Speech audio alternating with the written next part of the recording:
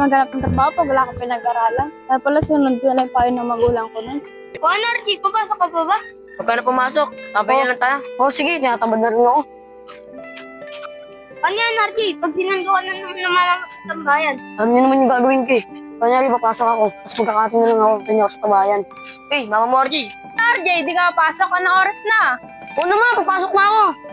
Paano, Jisoo, papasok na ako? Ano daw? Hindi ako. Sige, Archie aral mabuti Alam mo talaga, papasok na. Tara, ang taas ng bayan. Mag-aral ka na mabuti ha. Alam mo naman. Ano nga, bilisan mo, maliliit na ako eh. Sige na nga, pasok ka na nga. Basta alam yung pinangaral ko sa'yo ha. Oo. Talagang batang te, para sagot sa magulang eh. Kala mo talaga, papasok na.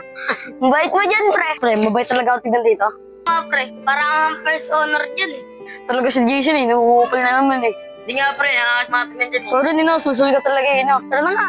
Busin natin yung bumingin na bawal ni Mama. Yan! Ayun yung gusto ko marinig. Bus, Kuya Jason, tagal mo umihis dyan. Balisaw-saw kaya ata eh. Umiilang, balisaw-saw agad. Hindi nyo nga. Naka-uniforme ka pa, nagkating ka ata eh. Hindi kuya na namin eh. Parang kilala kita. Ano ka ni Giselle, no? Opo, nakik ko yung Giselle, bakit? Wala, hindi na kapag ko ang hinigay nyo. Palit na matanda din eh, no? Kagit niya, ang laki agad ng butot na yun, eh, no? Ilang! Ang ina na, may sarpata ako. Sabi ni RJ, namimiss ko na siya. Ano sinasabi mo na may miss? Namimiss ko na yung panlilibre niya eh, nagugutom na ako eh. Ito talaga, loko ka, Jason.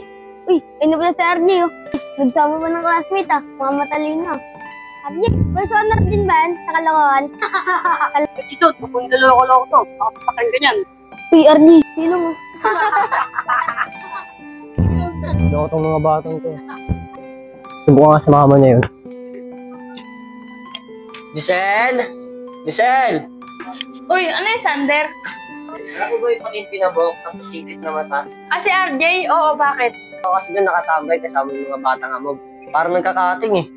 Pasawait ng bata na to. Kala ko nag-aaral. Nagkakating lang pala. Pwede ba akong samahan? Tara, sama kita. Yun yun. Tara. Ayun, Giselle, di ba anak mo yan? RJ, di ka pumasok? Wala may pasok. Kahit tanong mo pa kayo, Owen eh. Opo, to. Sigurado ka ba na wala kayong pasok? Opo. La, RJ, yari kayo kay ma'am. May test pa naman, di kayo pumasok. Talagang bata ka. Napakasinungaling mo. Umuwi ka nga doon. O ano, di pa kayo uwi. Masasamang impluwensya kayo eh. Tara na nga, nagagalit na si Ilong. Uy, digma, yari ka kay RJ, kautok ka. Ikaw, RJ, nagpapakapagod ako magtrabaho. Sabay ganyan gawin mo sa akin. Ma, hindi naman ako nagkating eh. Tsaka di ko naman namitis kanina eh. Kasi wala si Ma'am eh. Sigurado ka, walang teacher mo doon? Tao po! Ay, si Ma'am. Sino po sila? Magandang tanghali po. Ako po yung teacher ni RJ. Papalam ko lang po sana na 2 linggo na po siya lang kapasok. Pasaway ka talagang bata ka. Ma'am, pasensya na po. Hindi ko po alam na 2 linggo na siya di pumapasok. Ang alam ko po kasi pumapasok siya. Ito talaga, RJ, sinasayang mo yung kataguran ng magulang mo. At saka, Miss Villanueva, baka ma-drop out na po ang anak niyo. Sana mabigyan niyo pa po ng chance yung anak ko. Ayoko po kasi mag-ayos sa akin. Sige pa, Miss Villanueva. O ikaw RJ pag inulit mo pa yon, ako na mismo magpapadrop out sa'yo.